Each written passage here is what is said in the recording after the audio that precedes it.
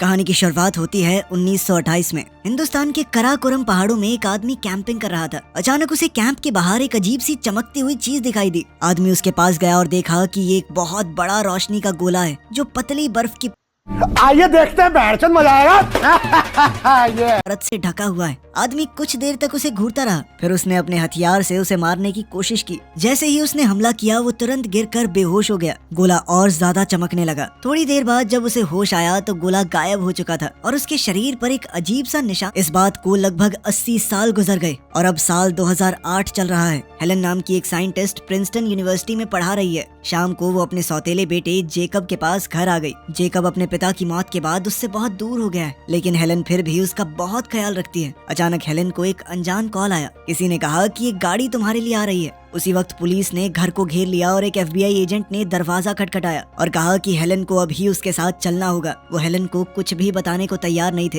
Helen Jacob को ऐसे ही अकेला छोड़कर नहीं जाना चाहती, पर तभी पड़ोस की औरत आ गई और हेलन ने जेकब को उसके पास छोड़ दिया। वो लोग हेलन को गाड़ी में ले गए, पर FBI एजेंट ने अभी भी कुछ नहीं बताया। थोड़ी देर बाद हेलन एक हवाई अड्डे पर पहुंची, जहाँ एक हेलीकॉप्टर मौजूद है। उसमें बहुत सारी अलग अलग फील्ड्स के साइंटिस्ट बैठे हैं। उन सभी को बिना कुछ भी बताए घर से उठाया गया था। थोड़ी देर में वो लोग न्यू जर्सी की लिनवुड मिलिट्री एकेडमी पहुंच गए। मिलिट्री ने सभी लोगों को अपने अपने फोन्स जमा करने को कहा। हेलन ने जल्दी से अपना फोन कपड़ों में छुपा लिया। उसके बाद उसका पुराना दोस्त माइकल उससे मिला। उसने हेलन का नाम जरूरी लोगों की लिस्ट में इसीलिए डाला क्योंकि हेलन फेमस डॉक्टर कार्ल के साथ काम करती है। माइकल ने सभी साइंटिस्टों को एक कमरे में बुलाया और पूरी बात बताई। एक अनजान चीज अंतरिक्ष से धरती की तरफ बढ़ रही है। अगर उसकी डायरेक्शन देखी जाए तो वो सीधा सीधा धरती से टकराने वाली है। उसकी स्पीड इतनी ज्यादा है कि उसे तबाह करना नामुमकिन सा है। तो अब गवर्नमेंट ने एक इमरजेंसी टीम बनाई है ताकि जब भी वो चीज क्रैश होगी उसके बाद की चीजों को संभाला जा सके। टीम के पास सिर्फ थोड़ा सा टाइम ही बचा है। वो चीज न्यूयॉर्क शहर के बिल्कुल बीच में क्रैश लैंड होगी, जिससे लगभग 80 लाख लोग मर सकते हैं।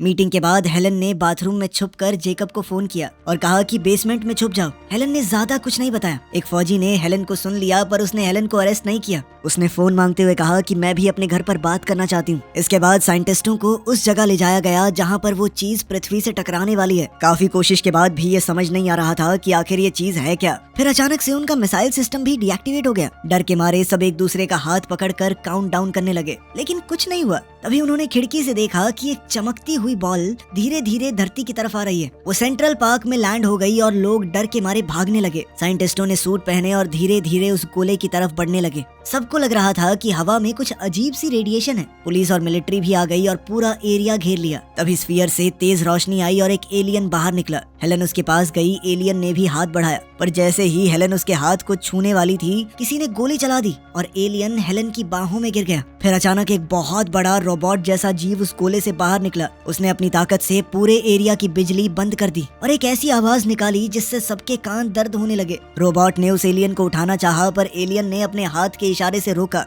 और वो रोबोट तुरंत ही बंद हो गया। घायल एलियन को मिलिट्री लैब ले जाया गया। डॉक्टर्स को समझ नहीं आ रहा था कि आखिर इस जीव का इलाज कैसे करें। टाइम बर्बाद हो रहा था और एलियन की कंडीशन बिगड़ने लगी। हेलन ने कहा कि जल्दी से एक सर्जन को बुलाओ ताकि कम से कम गोली तो निकाल दें। सर्जन ने ऑपरेशन करके गोली निकाल दी। वो ये देखकर पूरी तरह चौंक गया कि उस एलियन का शरीर अंदर से इंसानों जैसा ही है। उसने देखा कि एलियन की ग्रे स्किन फट रही है, तो उसने पूरी परत ही निकाल दी। नीचे एक इंसान जैसा ही आदमी है। इसके बाद उन्होंने एलियन को एक कैप्सूल में रखा। हेलन ने हिसाब लगाया कि शायद वो सपना देख रहा है। तब वो एलियन अचानक से होश में आया और कैप्सूल देखकर घबरा गया, लेकिन हेलन ने प्यार से उसे समझाया और वो शांत हो गया। अब वो बिल्कुल उसी 1928 वाले आदमी जैसा लग रहा था। ये खबर बाहर आते ही दुनिया में हबड़ा दबड़ी शुरू हो गई। बड़ी बड़ी स्टॉक मार्केट क्रैश हो गई। न्यूयॉर्क में लोगों को जगह खाली करने के लिए तैयार किया गया। दुनिया भर के लोग डर के मारे शहरों से भाग रहे थे। इसी बीच सेक्रेटरी ऑफ डिफेंस रेजिना ने इमरजेंसी मीटिंग बुलाई। उन्हें पता चला कि एलियंस ने स्पाई सैटेलाइट को हैक कर लिया है और दुनिया भर में और भी चमकदार गोले लैंड होने लगे। रेजिना लैब में आई और साइंटिस्टों की रिपोर्ट सुनी। एलियन के मांस के सैंपल में 3 अलग DNA है। वो अंदर से बिल्कुल इंसान जैसा है। उसके ऊपर एक ग्रे कलर की परत है जो बचाव का काम करती है। इससे तो ऐसा ही लगता है कि एलियंस पहले धरती पर आए थे और इंसानों के DNA का सैंपल लेकर गए हैं। उसी सैंपल की वजह से ये एलियन इंसानों का रूप ले सकता है।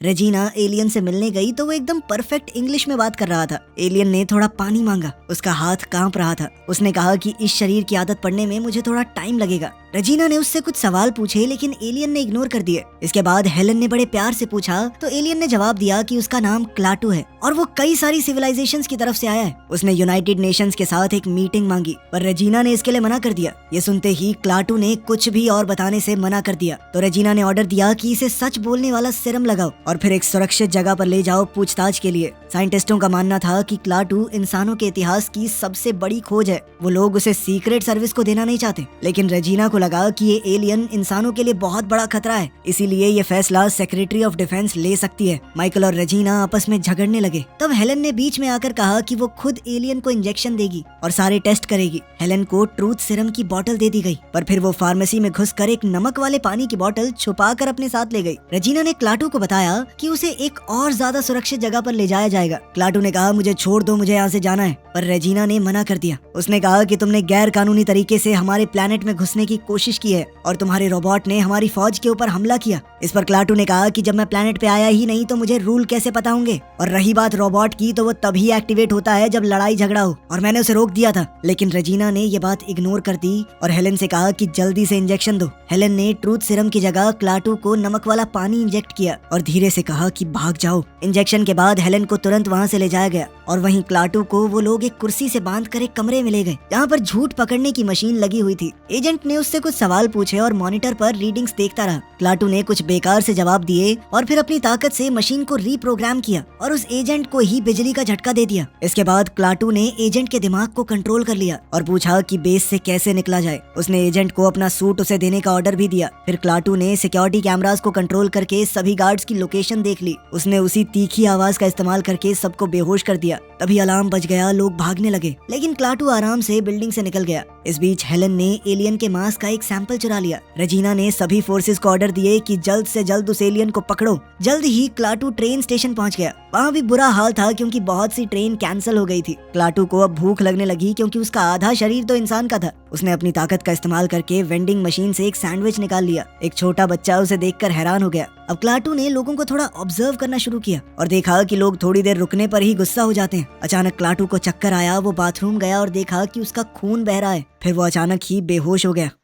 कुछ घंटों बाद हेलन को फोन आया कि स्टेशन में एक पेशेंट उससे मिलना चाहता है। हेलन को समझ आया कि जरूर ये एलियन ही होगा। हेलन तुरंत स्टेशन पहुंच गई और क्लाटू को उठा लिया। गाड़ी में जेकब भी है जो काफी बुरा बर्ताव कर रहा था। क्लाटू ने हेलन से कहा कि मेरे ऊपर जो ग्रे से कलर की परत थी वो है तुम्हारे पास। इस पर हेलन ने हाँ में जवाब दिया। जैसे ही क्लाटू ने वो परत अपने घाव पर लगाई, घाव अचानक से ठीक होने लग गया। उसी वक्त मिलिट्री ने रोबोट के ऊपर हमला करने की कोशिश की लेकिन रोबोट खतरा महसूस करते ही एक्टिवेट हो गया। उसने पूरे मिलिट्री सिस्टम को अपने कंट्रोल में ले लिया और कुछ ही सेकंड में सब कुछ तहस नहस कर दिया। आर्मी उसके खिलाफ कुछ भी नहीं कर पा रही। हेलन क्लाटू को लेकर एक खास रूट पर गाड़ी चला रही थी, बिल्कुल वैसे ही जैसा क्लाटू ने कहा था। जेकब ने देखा कि सब लोग शहर छोड़कर भाग रहे हैं। वो एलियंस की तरफ अपनी नफरत भी जताने लगा। उसने कहा कि एलियंस को खत्म कर देना चाहिए। क्यों आए हैं ये लोग हमारे प्लेनेट पे? अगर मेरे पापा जिंदा होते ना वो लड़ते उनसे। आखिरकार वो लोग एक खास जगह पर पहुंच गए। जेकब बाथरूम चला गया और क्लाटू ने हेलन से उसके परिवार के बारे में पूछा। हेलन ने बताया कि जेकब के पिता एक मिलिट्री इंजीनियर थे और उसकी माँ जेकब को जन्म देते ही मर गई। हेलन ने जेकब के पिता से शादी की लेकिन कुछ समय बाद वो भी मर गए और अब जेकब हेलन के साथ ही रहता है। फिर वो एक फास्ट फूड रेस्टोरेंट में गए जहाँ क्लाटू की मीटिंग मिस्टर वू से हुई। मिस्टर वू भी एक एलियन है जो 70 साल पहले धरती पर आया था। वो अब तक इंसानों के बर्ताव को स्टडी कर रहा था। उसने सीधा सीधा कहा कि इंसान बहुत जिद्दी हैं, बदलना नहीं चाहते और आपस में बहुत लड़ते भी हैं, खुद को ही तबाह कर लेंगे कभी। क्लाटू ने उसकी बात में हामी भरी और कहा कि ऑपरेशन शुरू करने का टाइम आ गया है।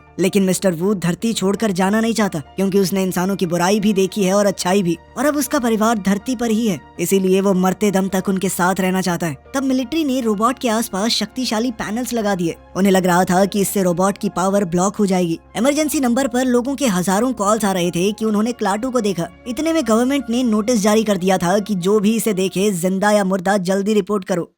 उधर हेलन, जेकब और क्लाटू न्यू जर्सी की तरफ जा रहे थे। जंगल में पहुंचकर क्लाटू ने हेलन से कार को रोकने को कहा और फिर वो जंगल में पैदल चल दिया। हेलन भी उसके पीछे गई और जेकब को वहीं रुकने को कहा। जल्द ही हेलन ने अजीब से कीड़ों का झुंड देखा। जब वो नदी तक पहुंची तो क्लाटू पानी को देख रहा था। अचानक एक चमकदार गोला नदी से बाहर आया और क्लाटू ने इमरजेंसी प्रोसेस एक्टिवेट कर दिया। इससे दुनिया भर में जितने भी गोले आए थे सभी एक्टिवेट हो गए। हेलन चौंक कर वापस गाड़ी की तरफ गई। जेकब को कहीं ना कहीं डर था कि हेलन क्लाटू से शादी कर लेगी और फिर उसके पिता की जगह क्लाटू आ जाएगा। हेलन ने कहा कि ऐसा कुछ नहीं होने वाला, पर जेकब ने उसकी बात नहीं सुनी और चिढ़कर जंगल में भाग गया। हेलन उसके पीछे गई और उन्होंने पेड़ों के बीच एक चमकदार लाइट देखी। ये सभी गोले पृथ्वी छोड़कर जा रहे हैं। सिर्फ एक ही गोला पृथ्वी पर बचा जो कि खुद क्लाटू का है। क्लाटू वापस आया और कहने लगा कि मुझे शहर ले चलो। इस पर हेलन ने पूछा क्यों, वहाँ क्यों जाना है? तब क्लाटू ने बताया कि इंसान धरती को तबाह कर रहे हैं। इस पूरे ब्रह्मांड में पृथ्वी जैसे प्लेनेट बहुत कम है जहाँ लोग रह सकते हो, जीवन पनप सकता हो। क्लाटू को लगता है कि धरती एकदम सही हो जाएगी, बस इंसानों को हटाना है। ये सुनते ही हेलन डर गई।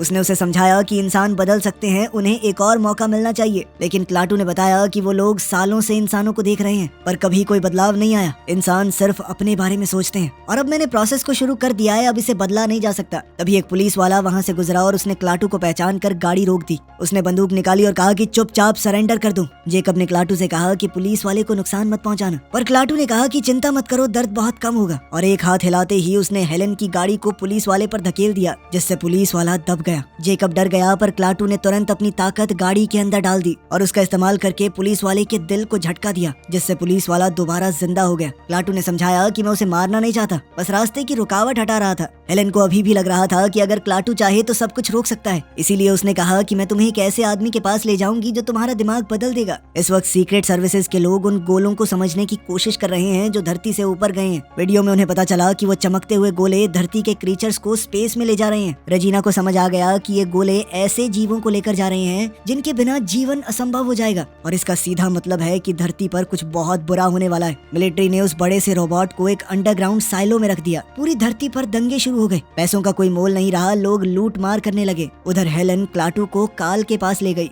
जो कि एक नोबेल प्राइज विनिंग साइंटिस्ट है जिसके साथ हेलन काम करती है। क्लाटू ने बोर्ड पर एक फॉर्मूला लिखा देखा और उसे सही करने लगा। काल तुरंत ही उसके साथ उस प्रॉब्लम को सॉल्व करने लगा। काल को समझ आ गया था कि ये वही एलियन है जिसे ढूंढा जा रहा है। उधर जेकब दूसरे कमरे में टीवी देख रहा था। तभी उसने स्क्रीन पर वो नंबर देखा जहाँ एलियन के बारे में रिपोर्ट कर सकते हैं।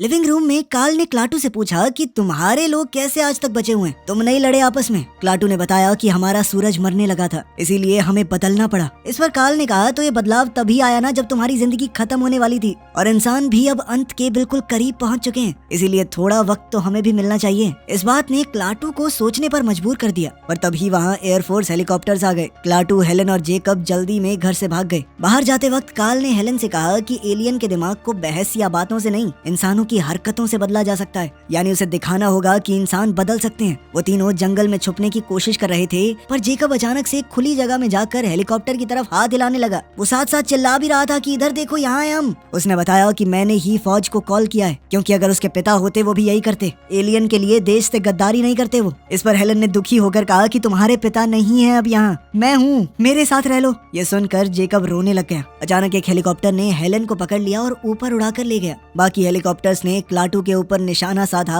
और फायर करने की पूरी तैयारी कर ली, लेकिन क्लाटू ने पायलट्स को बिजली का झटका दिया और हेलीकॉप्टर आपस में टकरा गए। उधर जेकब डर के मारे जंगल में भाग गया, पर क्लाटू तुरंत उसके पीछे गया और उसे नदी में गिरने से बचाया। क्लाटू ने जेकब को मना लिया कि वो उसके साथ है। इस बीच हेलन को रेजिना के पास ले जाया गया। हेलन ने रिक्वेस्ट की कि मुझे छोड़ दिया जाए, क्योंकि क्लाटू उसकी बात सुनता है और सिर्फ वही उसे रोक सकती है, पर रेजिना ने मना कर दिया। मिलिट्री बेस में स्पेशल फोर्सेज रोबोट के ऊपर एक्सपेरिमेंट कर रही हैं। उन्होंने रोबोट के ऊपर डायमंड ड्रिल चलाई, लेकिन वो भी टूट गई। टेक्नीशियन एक और ड्रिल को लेने गया, लेकिन टूटे हुए ड्रिल के क्रैक में अजीब से कीड़े तेजी से बढ़ते जा रहे थे और वो लगातार ड्रिल को खाने लगे। तभी वो रोबोट पूरा टूटकर छोटे छोटे नैनोबॉट्स में बदल गया, छोटी छोटी कीड़ों जैसी मशीन जो सब कुछ खाने लग गई। खिड़कियां टूटने लगी, लोग भागना चाहते थे पर बेस पूरी तरह से सील्ड था। कुछ ही पल में सब लोग धूल में बदल गए और पूरा बेस तबाह हो गया। मिलिट्री ने रेजिना को रिपोर्ट दी कि नैनोबॉट्स को तबाह करना उनके लिए नामुमकिन है। अगर मिसाइल वगैरह चलाई गई तो वो कीड़े और ज्यादा बढ़ जाएंगे। अब वो बादल सा बनकर हर दिशा में फैल रहे हैं और अपने रास्ते में आने वाली हर चीज को तबाह कर रहे हैं। जब एलियन बग्स एक बड़े स्टेडियम तक पहुंचे तो पूरा स्टेडियम कुछ ही सेकंडों में मिट्टी बन गया। ये देखकर रेजिना को समझ आ गया कि वो लोग कुछ नहीं कर सकते, इसीलिए उसने हेलन को छोड़ दिया ताकि वो ही क्लाटू से बात कर सके। माइकल भी उसके साथ गया। जंगल में क्लाटू जेकब को एक कैबिन में ले गया और उससे कहा कि तुम अपनी माँ को फोन कर लो। फोन पर उन्होंने एक सुरक्षित जगह पर मिलने का प्लान बनाया, जिसके बाद जेकब और क्लाटू वहाँ के लिए निकल पड़े। रास्ते में जेकब ने मान लिया कि अब वो क्लाटू को मरवाना नहीं चाहता। ये सुनकर क्लाटू ने पहली बार सोचा कि शायद इंसान उतने बुरे नहीं होते जितना वो सोचता है। कुछ देर बाद वो लोग कब्रिस्तान पहुँचे जहाँ जेकब के पिता की कब्र है। जेकब ने रोकर क्लाटू से कहा कि क्या तुम मेरे पापा को भी जिंदा कर सकते हो जैसे तुमने उस पुलिस वाले को किया था। लेकिन क्लाटू ने कहा कि मेरी ताकत की भी एक सीमा है। मैं एक ऐसे इंसान को जिंदा कर सकता हूँ जो अभी घायल हुआ हो या मरा हो, लेकिन सालों पहले अगर कोई मर गया उसे मैं कैसे जिंदा करूँ। ये सुनकर जेकब को बुरा लगा और उसने कहा कि यहाँ से चलते हैं। उसी वक्त हेलन आ गई और दौड़कर जेकब को गले लगा लिया। जेकब ने भी अपने पिता की मौत को अपना लिया और उन दोनों ने एक दूसरे से अपने बर्ताव के लिए माफी मांगी। दोनों ने फैसला किया कि अब वो एक सही परिवार की तरह रहेंगे। ये सब देखकर क्लाटू को समझ आया कि इंसानों के अंदर भी प्यार और अच्छाई है और उन्हें एक और मौका मिलना चाहिए। हेलन ने वादा किया कि इंसान बदलेंगे, तो क्लाटू ने कहा कि वो नैनोबॉट्स को रोकने की कोशिश करेगा। उधर नैनोबॉट्स का वो बादल न्यूयॉर्क को पूरी तरह से खा रहा था। लोग, बिल्डिंग, गाड़ियाँ, सब कुछ खत्म हो रहा था। रेजिना ने प्रेसिडेंट से कहा कि हम इस सारी परेशानी को प्यार से संभालने की कोशिश कर रहे हैं, लेकिन प्रेसिडेंट ने घबराकर कहा कि नहीं, उनके ऊपर हमला करते रहो, वो एलियन खतरनाक हैं। हेलन, जेकब, क्लाटू और माइकल जल्दी से न्यूयॉर्क वापस गए जहां वो आखिरी गोला मौजूद है। रास्ते में मिलिट्री ने रास्ता रोक रखा था, पर क्लाटू ने माइकल को सीधा गाड़ी चलाने को कहा। पहले तो फौजियों ने उनका पीछा किया, पर फिर बाद में रुकने का ऑर्डर मिल गया। वो लोग सेंट्रल पार्क पहुंचे और देखा कि पूरी मिलिट्री और साइंटिस्ट वहां से गायब हो गए हैं। तभी एयरफोर्स ने बमबारी चालू कर दी। उनकी गाड़ी उलट गई और एक बड़ा आग का धमाका हुआ। इसमें माइकल मारा गया, पर हेलन, जेकब और क्लाटू बच गए। नैनोबॉट्स उनके एरिया में आ गए और गाड़ी को तोड़ने लगे, तो क्लाटू हेलन और जेकब को लेकर उस गोले की तरफ बढ़ा, लेकिन नैनोबॉट्स के वो बादल पूरे आसमान में छा चुके थे। तीनों मौका देखकर एक पुल के नीचे छुप गए। अचानक जेकब की नाक से खून बहने लगा और वो बेहोश हो गया। हेलन की नाक भी बहने लगी। क्लाटू ने बताया कि वो कीड़े तुम्हारे अंदर भी घुस गए हैं और धीरे धीरे अंदर से खा रहे हैं तुम्हें। हेलन ने उससे कहा कि प्लीज हमें बचा लो। क्लाटू ने उसके हाथ पकड़े और अपनी ताकत से उसके शरीर के सारे कीड़े निकालकर अपने अंदर खींच लिए। तभी जेकब होश में आ गया। क्लाटू ने माना कि काल सही था, इंसान भी बिल्कुल अपने अंत के पास आकर बदल सकता है। फिर क्लाटू ने उन दोनों को एक आखिरी बार देखा और फिर नैनोबॉट्स के उस बादल में घुसकर अपने गोले तक पहुंच गया। जैसे ही उसने गोले को छुआ तो उसका शरीर टूटकर बिखर गया और सारे नैनोबॉट्स भी खत्म हो गए। मरे हुए नैनोबॉट्स बर्फ की तरह पूरी दुनिया में गिरने लगे, लेकिन इसके साथ ही पूरी दुनिया में बिजली बंद हो गई। पूरी दुनिया अंधेरे में चली गई। हेलन और जेकब बाहर आए और उस गोले को ऊपर जाते हुए